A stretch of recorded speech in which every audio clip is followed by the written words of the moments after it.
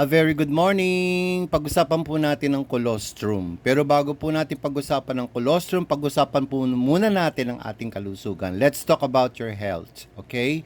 So, para malaman natin kung tayo malusog o may karamdaman, may dinaramdam, we have to listen to our body. Kung anong nararamdaman natin, malamang meron tayong sakit, ang una nating ginagawa, pupunta tayo sa doktor para po i-diagnose po tayo. Di po ba?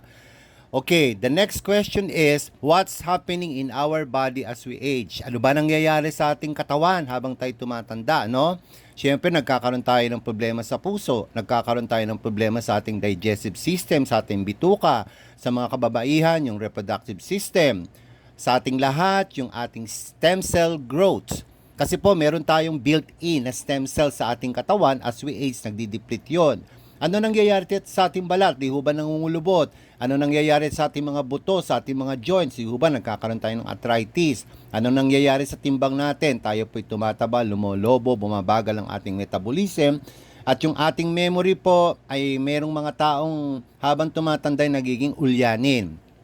Okay, ayon po sa Time Magazine, ang number one cause of all diseases na tinatawag pong silent killers ay wala pong iba kundi po ang inflammation. Inflammation, pwedeng mamaga ang ating puso, pwedeng mamaga ang mga ugat sa ating puso, pwedeng mamaga ang mga yung pong ating brain, yung pong mga nerves sa ating brain, pwedeng mamaga at mag-cause po siya ng tinatawag na stroke, pwedeng magkaroon ng cancer, pwede tayong ma-stroke, pwedeng magkaroon tayo ng kidney failure and eventually idadialysis. At pwede tayong magkaroon ng diabetes at ganoon din yung mga autoimmune diseases such as allergies sa mga sakit po sa balat. So yun po yung mga tinatawag na silent killers. At pwede pong tayong patayin ng mga virus katulad po na nangyaring Wuhan virus. At ngayon po meron na naman sinasabing virus X na nadiskubre na higit pang mas makamandag at higit pang nakamamatay sa Wuhan virus or COVID-19. Eventually, pag tayo tinamaan nun at bagsak ang ating immune system, mahina po ang ating immune system, ang resulta po nun ay kamatayan. So may kasabihan po that acting fast is the key to prevention. Kailangan mabilis tayong umaksyon, kailangan mabilis tayong makinig sa ating katawan, ano bang ating nararamdaman, ano ba yung mga possible symptoms. Again, acting fast is the key to prevention. Now, introducing the power of colostrum. Ano ba ang colostrum?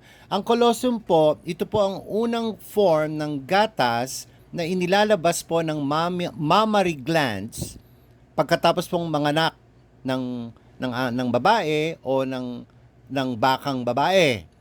Ito po ay nutrient-dense and high in antibodies and antioxidants para po i-build ang newborn baby's immune system. Mamaya po pag-uusapan natin ang immune system.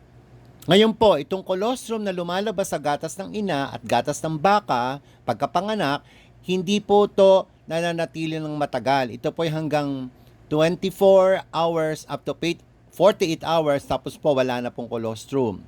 Ngayon po, ini-introduce po namin sa inyo ang ating bovine colostrum. Alright? Okay, ano ba ang bovine colostrum na ibinibigay po ng ating company? Ang bovine colostrum po, alam po natin na ang mga baka ang universal donors of colostrum. But not all colostrum are equal. Kasi po may mga colostrum po na galing sa baka na nilagyan, sinaksakan ng mga antibiotics at mga kung ano-ano mga chemical drugs. Yung sa atin po, yung ating pong bovine colostrum po ay pure, organic, at siya po ay safe, at siya po ay pinaka-the best of all colostrums na ino-offer po sa world market. Ang bovine colostrum po ay identical sa inilalabas na colostrum po ng tao, yung po mga bagong panganak, at hanggang 1,000-fold more potent and more powerful than human colostrum. Pansinin niyo po yung mga nanay na nagpadede po ng anak sa unang araw na pinadede po yung bata. Okay, nakuha na po niya yung colostrum niya noon within 1 to 2 days. Samantalang yung baby po, pagka nadede na po yung colostrum ng nanay, hindi pa po nakakatayo yun. After 10 months, 11 months, 12 months po makakatayo yun. Ngayon, samantalang yung baka po, pag nadede niya yung colostrum ng kanyang inang baka, mapapansin nyo po kapapanganak lang after few hours po, nakakatayo na po at nakakapaglakad na ang mga baka. That is the difference between colostrum ng ina at colostrum po ng mga baka. Kasi po ang colostrum ng baka ay 1,000-fold na higit pang mas powerful kumpara mo po sa tao. Ang ating pong bovine colostrum ay nagtataglay ng essential fats, essential amino acids, 87 growth factors, healing of body tissues, 97 immune factors, that is our protection from viruses, it recharges the immune system. Okay, ang unang-una pong ginagawa ng colostrum ay bigyan tayo ng healthy immunity. In other words, ang colostrum po ang ating bovine colostrum ay healthy immune, ay nakapagpuproduce po sa ating katawan ng healthy immunity para sa ating healthy immune system. Siya po ay nagbibigay din at siya po ay tinatawag din pong antibodies producer. Okay, tungkol sa immunity po, sa immunity po, ang best example natin yung sa COVID-19. Marami pong nagka-COVID-19 na hindi po nahahawahan ng COVID-19 kahit po sila wala pong tinatawag na injection po. Kasi po, yung mga nagtitake po ng colostrum ay merong very, very healthy immunity. Kaya kahit makatabi nila, maging ka-roommate pa nila yung nagkaroon ng COVID-19, ay hindi po sila nahahawahan. Lalo po ngayon na meron na naman daw pong lalabas na tinatawag na virus X na higit pa pong mas makamandag sa COVID-19. Ang pangalawang dahilan po kung bakit kailangan natin mag-take po tayo ng bovine colostrum, una po yung ating immunity, immune system booster po siya. Pangalawa po na ginagawa po ng colostrum, siya po ay nagpo-produce ng antibodies or antibodies producer known as the immunoglobulins. Ang immunoglobulins po ay tinatawag na in medical term ay IgG, IgA, IgE, IgD, and IgM. So, ang colostrum po ay tumutulong upang mag-produce po siya ng antibodies. It builds natural immunity. Yung pong mga tinatawag na little doctors ng katawan natin, pinalulusog, pinalalakas po ng ating bovine colostrum at siya po'y tumutulong para ma-prevent at i-treat, gamutin po yung bacteria, toxins, viruses, and other antigens. Okay? Kumbaga, yung pong mga ipuproduce sa katawan natin na antibodies, yung po yung mga good soldiers ng ating katawan, palalakasin po yon yung reinforcement po ng ating mga good soldiers sa katawan para pumalabanan yung pong yung mga free radicals or chemical terrorists ng ating katawan. Sa madalit salita po, ang ating pong bovine colostrum, siya po ay pumapatay ng virus. Papatayin po niya yung mga virus na sumisira po sa ating katawan. Okay, ang colostrum po, sa pangalawang kadahilanan, siya po ay ultimate immune defense dahil siya nga po ay nagpuproduce ng antibodies panglaban, pangontra po sa mga free radicals na sumisira sa ating katawan. Napakaganda din po ng colostrum for our digestive health. Yung tinatawag po nating yung pong tinatawag nating gut, yung pong ating mga laman loob, yung ating mga bituka po mula sa bibig natin hanggang sa ating esophagus, hanggang bituka, hanggang doon po sa ating small and large intestine. Napakaganda po niya para sa digestive health. Okay, ang colostrum din po ay tinatawag na nature's immunity provider. Tayo po ay, dahil nga po siya nagpuproduce ng maraming antibodies, kaya po tayo magkakaroon ng immunity sa mga lahat po ng chemical terrorists na sisira po sa ating kalusugan. At the same time, palalakasin po niya ang ating immune system. Meron pong tinatawag ng leaky gut syndrome. Medyo medical term po ito. Ang ibig sabihin po ng leaky gut syndrome, ang isang bitukang normal po ay smooth po yan, wala pong mga butas-butas yan. Ang may leaky gut po, yung pong lining ng ating bituka ay nagkakaroon ng butas dahil nga po napakaraming virus, dahil nga po sa bad bacteria, gluten, at kung ano ng mga toxins, kung ano-anong free radicals na kumakapit po, dumidikit po sa ating bituka. So kapag po hindi na-address yan, magkakabutas-butas po ang lining ng ating bituka at lahat po ng basura na nakadikit po sa ating bituka ay dire-diretso po, papasok po lahat po yan sa ating dugo, dire-diretso po. Kaya po yung ating dugo ay unting-unting malalason at pag nalason po ang dugo natin, alam nyo na po yun. Name it, lahat na po ng sakit ay pwede nating maging sakit. Ang bovine colostrum po ay may mga tinatawag na immune factors, may mga nutrients siya, meron siya mga growth factors, at siya po ay gamot para sa tinatawag na gastrointestinal infection. At yung pong mga at kinokombat niya, nilalabanan niya yung mga bakterya na nagdudulot ng infectious diarrhea. Okay? So, tutulungan din po ng bovine colostrum para hindi po tayo magkaroon ng tinatawag na inflammatory bowel disease. Kilala po ang colostrum bilang gamot sa mga matinding inflammatory bowel disease, including yung sobrang pagtatae na halos ikaw ay tubig na lang ang itinatae mo, pasintabi po sa mga kumakain, at pati na po yung tinatawag na food poisoning. Hindi lang po yon, pati po yung mga iniinom nating mga kung ano-anong gamot na mga synthetically produced na galing po ng butika. Meron pong tinatawag na drug-related lesions po. Kaya po yung bituka natin, binubutas din ng ibang mga gamot na yon. So yun po ang magagawa ng bovine colostrum para po sa ating digestive system, para po sa ating healthy gut, sapagkat siya po ay nagtataglay ng 1 billion plus probiotics. Ayan. So, yan po yung ating mga good soldiers na lalaban po sa mga chemical terrorists na sumisira po sa ating healthy gut, yung pong bumubuta sa lining ng ating pong gut, ng ating mga bituka. Lalabanan po yan ng ating mahigit pa sa 1 bilyong probiotics. If you're familiar with Yakult is very effective but very expensive. Pero dito po sa colostrum, kasama na po yung mga probiotics na yun. Again, up to 1 billion plus probiotics. Okay, so ang colostrum din po ay nakakatulong para sa heart health. Ang colostrum po ay tumutulong upang ibaba ang LDL cholesterol, low density lipolipid or low density lipoprotein. Ilo-lower po niya yon, yung mga bad cholesterol na yon, para ma-reduce po ang ating risk na tayo magkaroon ng atake sa puso o sakit sa puso. Ang cardiovascular disease is the leading cause of death worldwide. Yan po ang number 1 cause ng sakit at kinamamatay ng mga tao. Sa colostrum po, matutulungan tayo para tayo magkaroon ng healthy heart. At maiwasan po yung heart attack.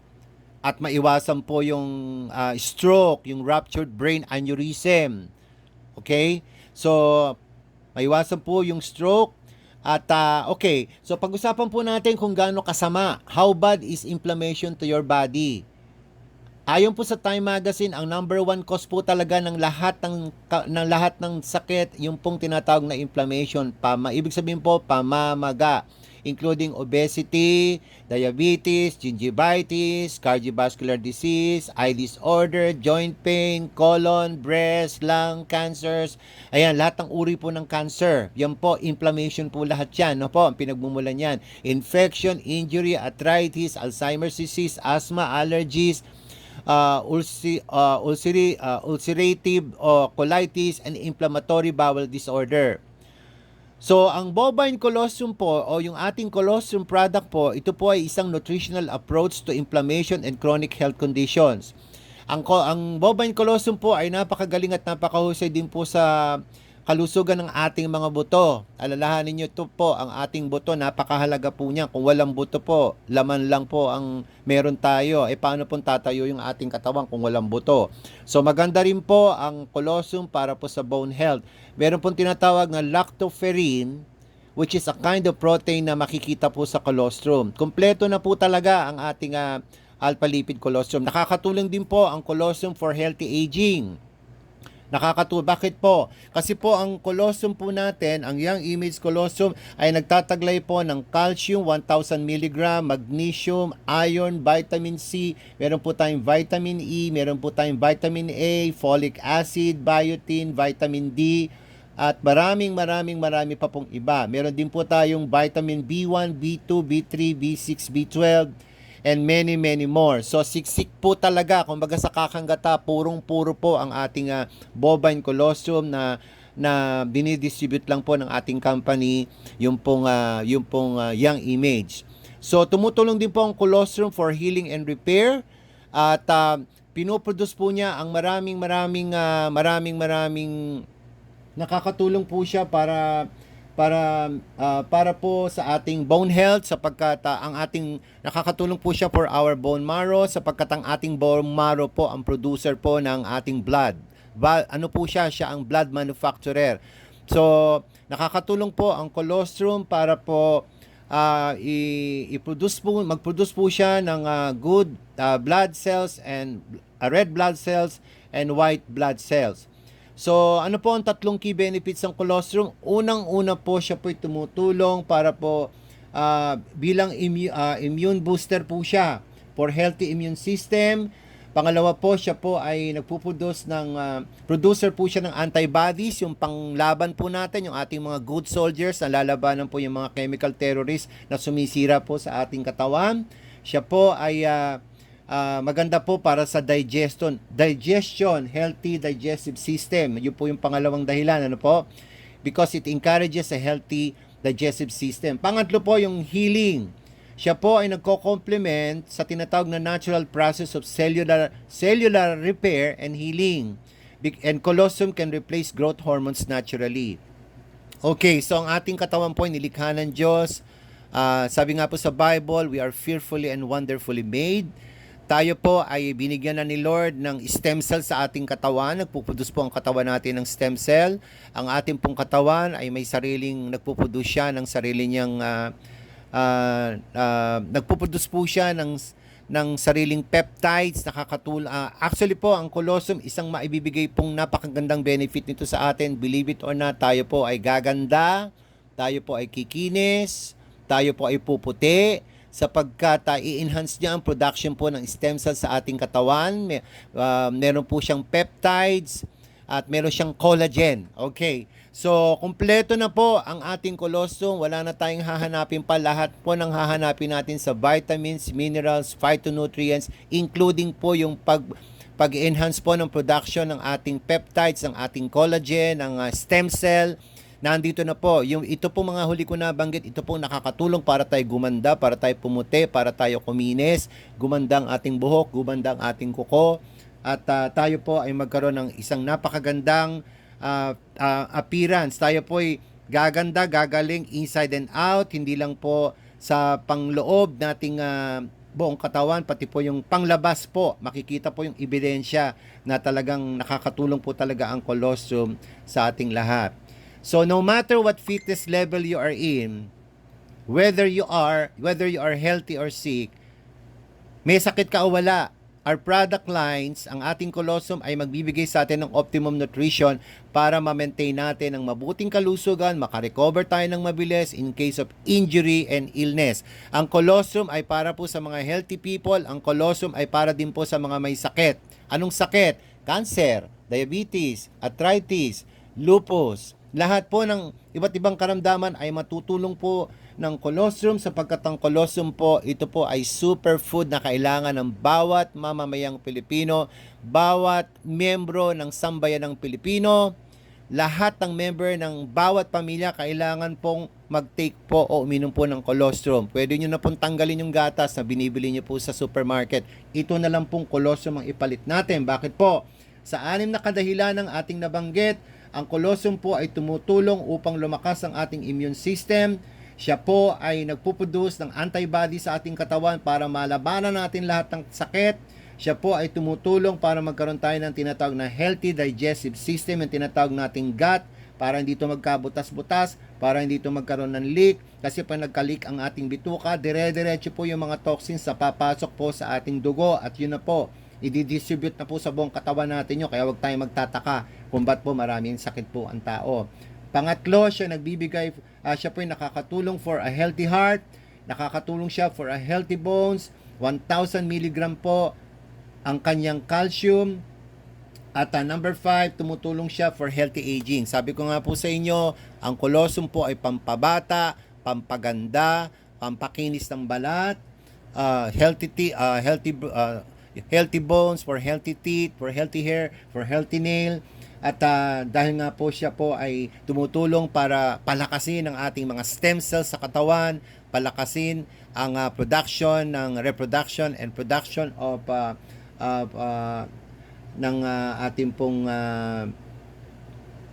stem cells, most especially At number 6, siya po ay nakakatulong for athletic energy and repair damage sa yung pong, kasi po di ba minsan nagkakaroon tayo ng damage po pag tayo po ay masyado pong active. So nakakatulong po siya for athletic energy, for athletic performance. Kaya po kung tayo may edad na at medyo mahina na, palalakasin po tayo ng colostrum, bovine colostrum.